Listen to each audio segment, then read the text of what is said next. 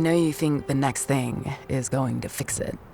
Fix the anxiety, the loneliness, the pressure.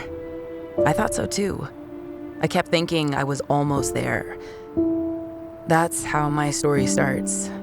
My name is Tal, and I was one of the best young architects in the city of Icahn. I was never going to get it right. Our architecture guild was competitive, to say the least, and only the very best got promoted to the next key level. I was still only a first key, and your key level determined everything. Your status, your earnings, even where you were allowed to live. I had been pushing myself to the limit for years, trying to make my mark. I wanted to stand out. I grew up in a small town outside of the shining city of Icahn. My parents were second key, respectable but average. When I won that design contest at school years ago, my dad was surprised. In fact, he almost seemed impressed. For what felt like the first time, he was really paying attention to me, helping me practice and improve. I wanted to make him proud. My parents even convinced Ricard, a prominent architect, to come meet me. I left to apprentice under him that same year. And even though I rose to first key earlier than anyone else in my group, I hadn't counted on the anxiety, the pressure, the feeling that I wasn't ever quite doing enough. I got my second key a few years later through sheer willpower. I thought that rising to my parents' level would feel better, enough. But as soon as I got that second key, I realized that third key was what I really wanted. I did everything I could to get there. But no matter how hard I pushed, it was always just out of reach. The panic attacks got worse, even though I pretended like I was fine when I was around everyone else. There was a quiet, velvety voice telling me that I didn't have what it takes, that something was wrong with me.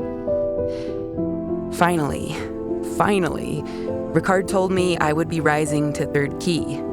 He was even throwing me a giant party at the Grand Hall where only third keys were allowed. I had arrived. I could rest. I had made it. I tried to enjoy the party. After all, it was for me. Shouldn't I be happier? I decided maybe I just needed some air. But then I found a locked door. How many keys were there? Was there a fifth? A sixth? Was it endless? I thought that finally getting third key would help me feel fulfilled, but I had thought the same about first key, and second, it wasn't working. I wandered around the city, lost. I didn't know where to go next. Should I just keep pushing forever? Was there another way? Maybe that was it. Maybe I was missing a purpose. A strange surge flooded my body, a thrill of fear and wonder, an invitation. The forest path opened to a bustling bazaar. People called out to me, telling me about the different ways they could give me purpose. So many choices. What did I want my purpose to be? Where did I really belong? So many of them sounded exciting or impressive. I just wasn't sure which one really fit me. Eventually, I came to a booth set back, close to the river. His booth was simple, less impressive than the others. But there was an unmistakable draw to him. The path. Who are you missing?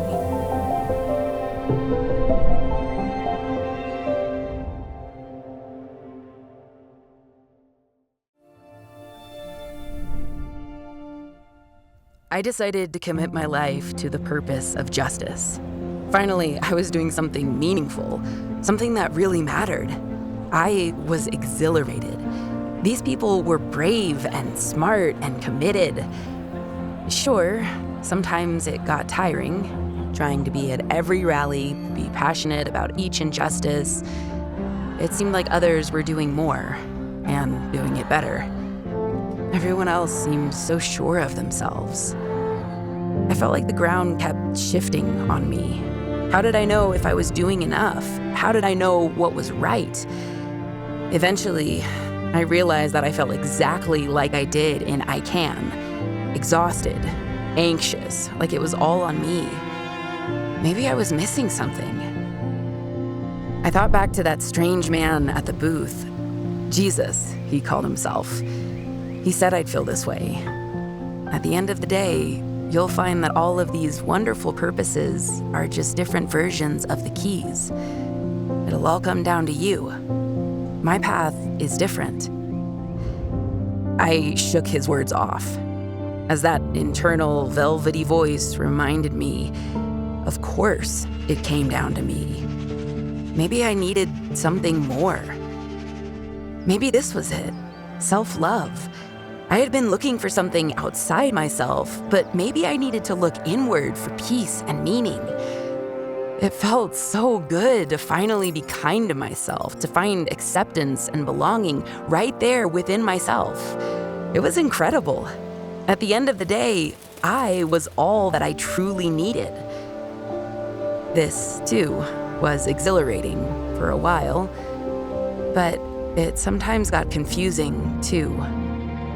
I still got hurt and hurt others, but I wasn't sure what to do with it. Maybe I needed another purpose. There had to be a fit somewhere. I was confused and unsure where to go next. Everything in my life depended on me. So that's who you think is missing? God? Jesus had told me he's the one where all the belonging, justice, love, generosity, and joy comes from in the first place. When you try to find those things on your own, even though they're good things, they come up short. On the path, God carries you upstream to the source of all those good things, a relationship with the one who made you and your purpose. Instead of it all coming down to you and your efforts, it all comes down to him. It all comes down to him, not me. Before I knew it, I was running. I had to know.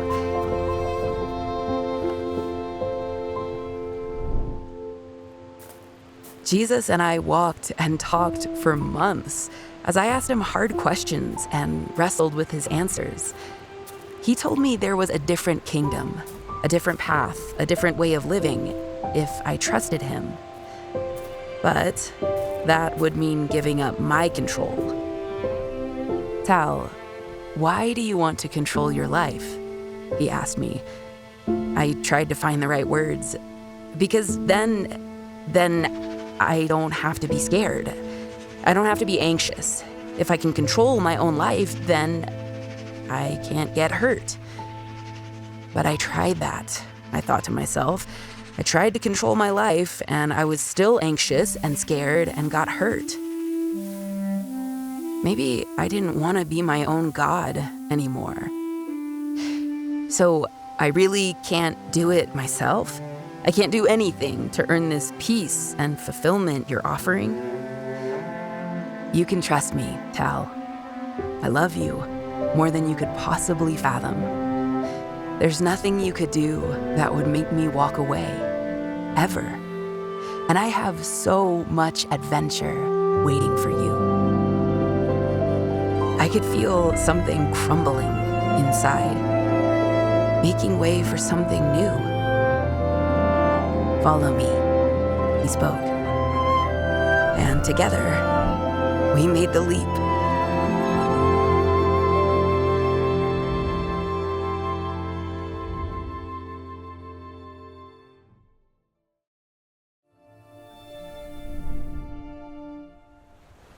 I heard someone call my name. Where was I? And then I remembered. I took the leap with Jesus. I've been waiting for you, Tal, he told me, his eyes brimming with joy. I knew my son would bring you. And then I saw Jesus beaming at me. Welcome to my Father's kingdom, Tal. I'm so glad to welcome you home, the king told me. I am Abba, It means father. Father. It sounded right. Come with me, he told me. I'm sure you're starving. Where am I? Abba smiled. When you took the leap, you left the old country of sin behind. You entered a new country of grace. You're in a whole new kingdom, Tal.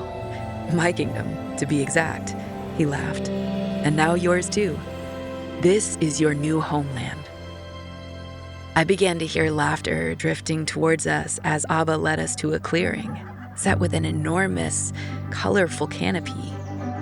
A long wooden table stretched down the middle, set for a giant feast. People were everywhere, dancing and laughing. As we stepped into the clearing, the crowd suddenly erupted into cheers. I turned to look at Jesus and Abba. Surely this was for them. But they were beaming at me too, tears running down their cheeks. They were cheering for me. I was embarrassed to feel my eyes stinging as I blinked back tears. What is this? I whispered. They're so glad you're here, Jesus said quietly. But I haven't done anything. Just being you is enough. You are loved and delighted in simply because you are you.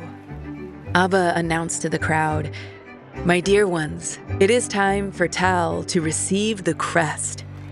More cheers erupted.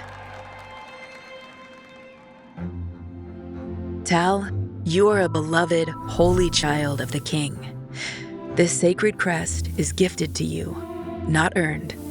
I give it to remind you of your new identity in me, and to remind you that I will always, always be with you and within you. You may not see me at times, but this crest is here to remind you that your heart is fused with mine, no matter where you are. You are not who you were, even on your worst day, because I have given you a brand new heart. This isn't something you can achieve, improve, mess up, or lose. It is yours forever. The rest of your journey along the path will be learning to trust and live out of this truth. Forever? Forever. You're my child, Tal. And just like Jesus will never stop being with you and within you, I will never stop being your father. There is nowhere you can go where I won't be there to help you, guide you, support you, empower you. There is no emotion too big for me, or problem too small for my care. And nothing can change that. You will have seasons when you don't feel it, or when you struggle to believe it. That's okay. This crest is here to remind you of who you really are. You are beloved, and you belong. Now, come enjoy my kingdom table. What is that? I've been calling it the wind song, but I'm not sure what it actually is. The wind song. I like that name. It's my song, Tal. We also call it the Holy Spirit. It will guide you, encourage you, and remind you who you are. There are times where it is harder to hear, but it will always be singing to you. Much of the adventure that's ahead is learning to listen and sing its tune. I listened to the conversations around me. Some people were cracking each other up, others listening intently. Some just leaned back in their chairs, relaxed. A true family. I looked back at Abba, who was enjoying watching me take it all in. And for the moment, I didn't feel like pushing back against his love. He saw me. He loved me inexplicably just because I was me. This is just the beginning, Tal.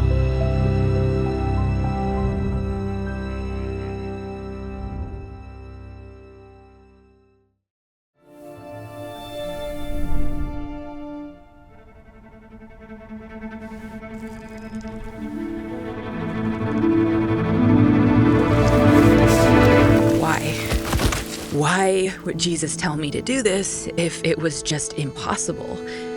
Did he want me to feel like a failure? I hated the emotion that burned behind my eyes. Failure. Behind. Not good enough. It was like I was back in I can. If I were really a child of the King, then I should have been able to pull myself up to the next ledge. Jesus did everything else. Why can't I meet him halfway? The cruel voice in my head demanded that I try again, that I stop being so weak and useless. But I had nothing left to give. You see, Jesus had guided me from the kingdom table to this amazing field. He promised to always be with me and within me, and that my crest would give me light when I needed it. He told me to listen for the wind song and to keep trusting him. I met some people called the field settlers who stayed in the field permanently. They wanted to simply enjoy the crest, being children of the King and each other. What a warm, happy, entertaining group of friends. I also met the Rockface Scalers. They spoke with a different urgency. They'd strategize and debate how to climb different parts of the mountain for Jesus. They'd remind each other, if we have enough faith, we can do it. I loved their passion and dedication. These groups didn't always get along. The Scalers thought the settlers weren't taking sin seriously or trying to grow. The settlers thought the Scalers were trying to earn God's love and that they were a bit too serious and judgmental. I liked them both, but I felt more at home with the Scalers. Putting in the hard work was something I was used to, and Jesus had done so much for me. I wanted to show him I was ready to do my part. I knew if I could buckle down and train, I'd soon be able to keep up with the other Scalers. I had done it with architecture, I could do it with following Jesus. I trained hard, practiced daily, and slowly found myself getting stronger and faster. Sure, others were doing it better, but I would catch up to them, right? I had been stuck, unable to make it past one of the ledges, until today. I was so close.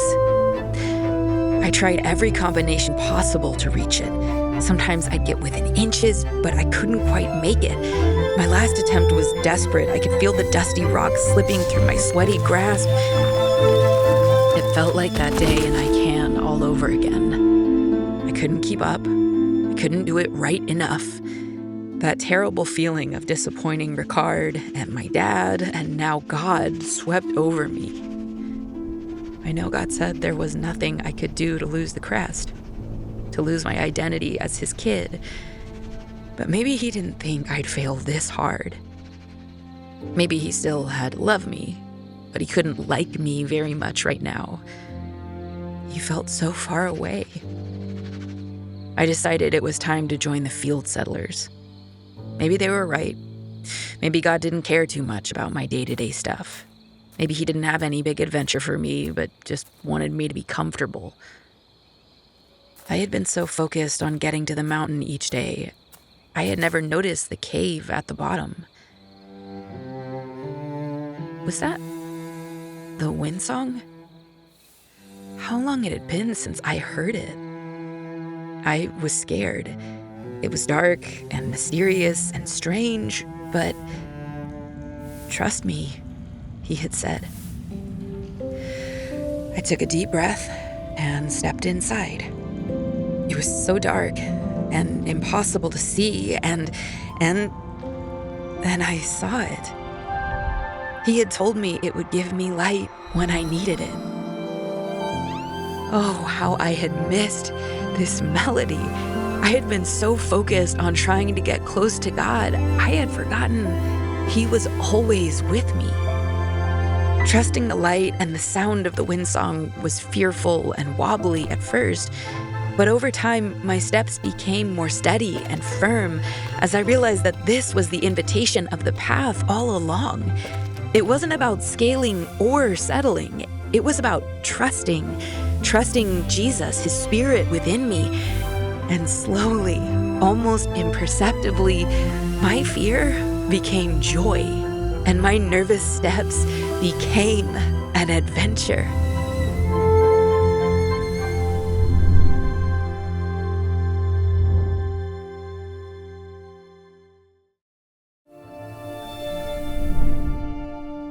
I never thought life could be like this. Trusting God, it was harder and more beautiful than anything I'd imagined. I'd met Aran and Gia in the cave, fellow travelers trying to learn how to trust Jesus in the dark. When I couldn't see the way forward, their crests threw out the extra light I needed. As we traveled, we met more and more people choosing to trust Jesus. And together, we made our way through the trickier parts of the cave. And now we were journeying on together. I wasn't as good at hiking as the others. I'd often find myself slowly slipping to the back of the line, last to reach camp.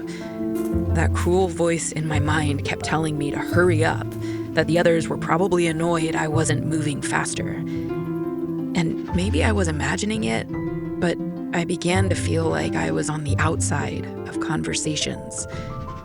Even when someone talked to me, I'd wonder if they were just being nice or if they really meant it. One day, I slipped.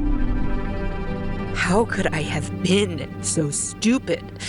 I bandaged it quickly, hiding it before anyone noticed. I was already the weak link. I couldn't let them know I'd messed up like this.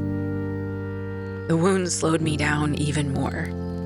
At night, I would keep away from the others so they wouldn't see it. Gia and Aran both asked if I was okay, but I pretended I was fine. One day, when the others were far ahead, a storm kicked up. I couldn't do it.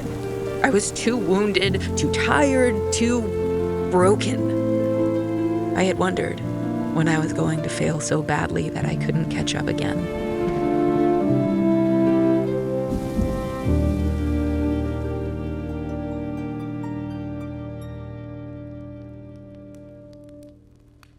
Abba, why are you here?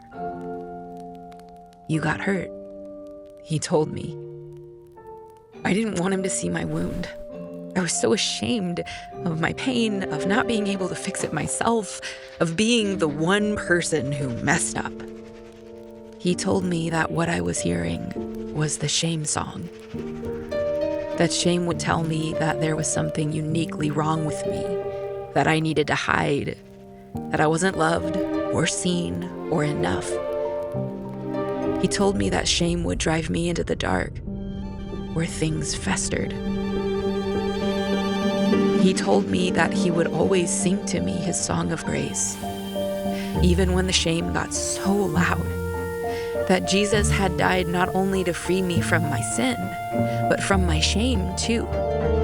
That when shame hissed that my inner being was grotesque, his grace would remind me that my true self was holy, beloved, and fully fused with him. I was still afraid, but his love was too strong. He asked me to tell him about the ways I had been hurt. My leg, yes, but my heart too. The things I felt shame about, the pain that continued to fester in my heart.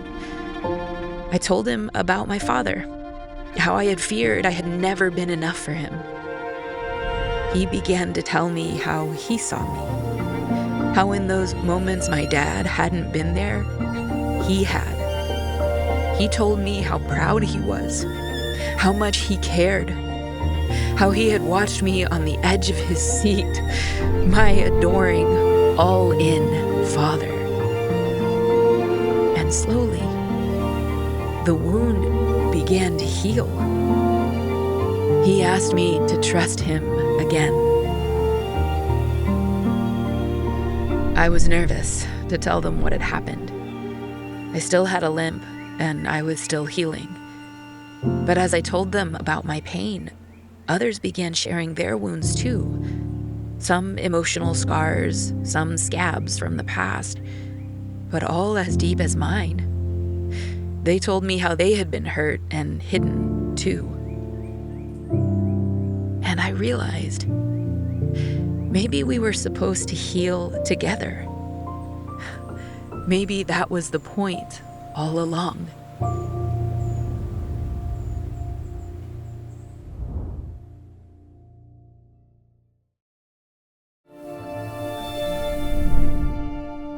Our group had settled in a place called The Gathering. It was the kind of community we had only dreamed of. I was put in charge of building a new school hall, and it felt so good to get to use my skills for the kingdom. In it had felt like people cared most about what I could do. But in The Gathering, my friends cared about who I was. They cared about all of me, instead of just my talent. At least, that's what I thought. I heard a voice I didn't recognize saying, "I don't know, the plans for this school hall just seem too fancy and elaborate. Whoever's in charge is probably some big shot from my can." They were talking about me. Another person chimed in, "Well, it's definitely a third key design." I knew that voice. Aran. He was my friend. He knew about my wounds. He'd helped me heal them.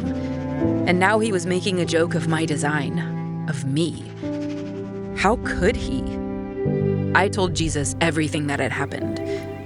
On and on I went. I took the leap with only you. I walked into the cave with only you. I can surely wear this crest all by myself.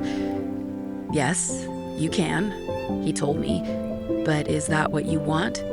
Yes, I shouted, absolutely. I hate this, Tal.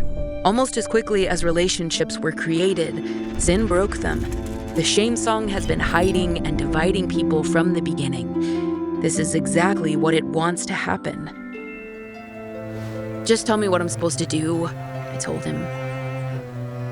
Tal, you've already taken the first big step. You're letting me in on your pain, frustration, and anger. The next step is hard. I am asking you to trust me with all of those feelings and place them in my hands. Trust me to make it right and to do what is best for you and for Aran. I finally grunted. People who follow you are supposed to be different, but they're not. In fact, they're worse. At least in you knew not to trust anyone. Here, they trick you into it. I'm sorry, but I don't want to forgive him, and I really don't want to talk about it anymore. I thought it would be different, that people wouldn't hurt each other. Even if God is loving, this world sure isn't. My anger and sadness blended together into a low-grade numbness. But at the same time, I miss the joy of designing the school hall for the kids. I miss Gia, community, and being close to people. I longed for the very thing I was protecting myself from. I just didn't know what to do with that. So why even bother with other people? I asked Jesus. From the very beginning, Tal, it wasn't good for humans to be alone. It's part of your very design, how I made you. Deep friendships and community remind you who you really are, help to heal wounds, and let you experience my love and care through other people. You need community, Tal. You still want me to forgive him, don't you? I don't want you to keep carrying that burden, he told me. It's too heavy and costs too much to stay in unforgiveness. I want you to be free, and I know what you're made for. Real connection is in your DNA. Okay, I trust you know what's best. Right here, between you and I forgive Aran. I trust you to handle it, even if it's messy. So, now what? I just pretend everything's back to normal? Jesus shook his head. Now, when you're ready, you'll get to talk with Aran. You've gone through vertical forgiveness, where you've handed it over to me. Now you get to enter into horizontal forgiveness, working through this between you and Aran. That sounds hard. Jesus laughed. It can be, but it can also forge some of the strongest, safest friendships this side of heaven. Don't worry, I'll be with you, like always. There were moments of awkwardness, defensiveness, anxiety for both of us. I felt vulnerable and even embarrassed. But I was honest, and Aran fought to stay in, even when his own shame told him to cut and run. When he was ready, he asked for my forgiveness. And I found I really was ready to give it. It wasn't easy or simple, but it was real, and it was worth it.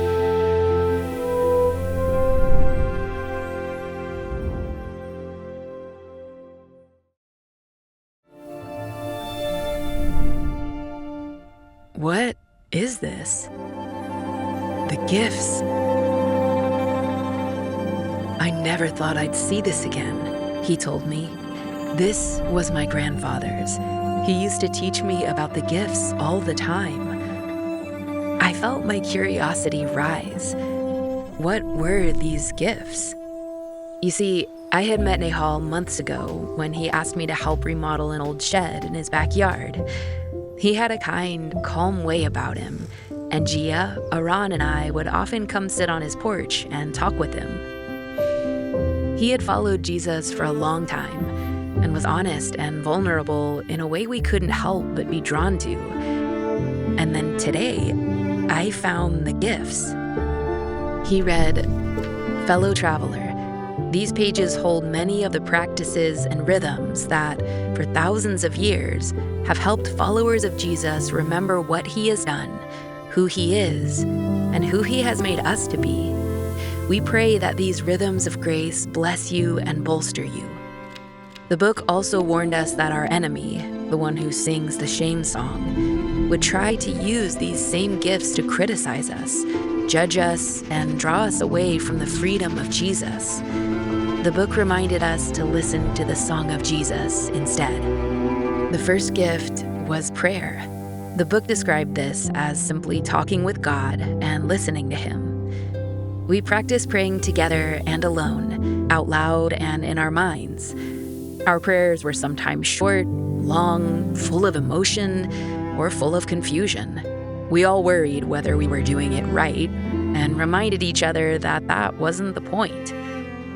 We practiced worship with our work, our voices, our hearts, anything that turned toward God and celebrated who he was. We practiced fasting, stepping away from specific things to allow our minds to focus on God. We each spent time in solitude, allowing God to speak as we let our hearts be quiet. Some of these helped us train our doing muscles by helping us engage. Some of them helped us train our not doing muscles by helping us slow down and be present. My not doing muscles seemed to need more training. No surprise there.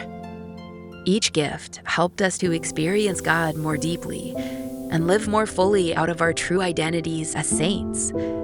I found that as I practiced these gifts, I could hear the wind song more easily, more clearly. It wasn't that the wind song was any louder. It was just that I was practicing listening to it.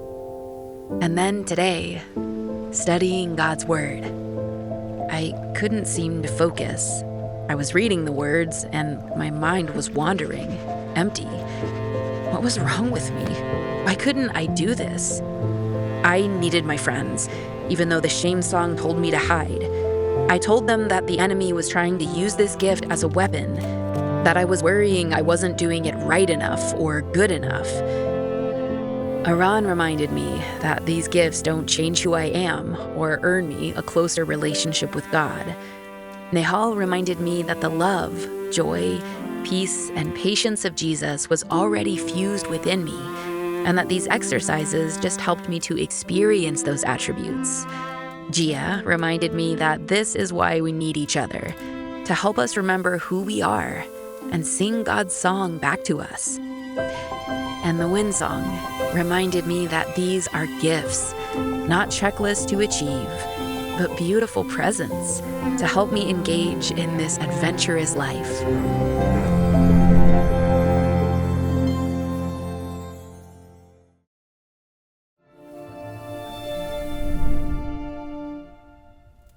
What was I going to do?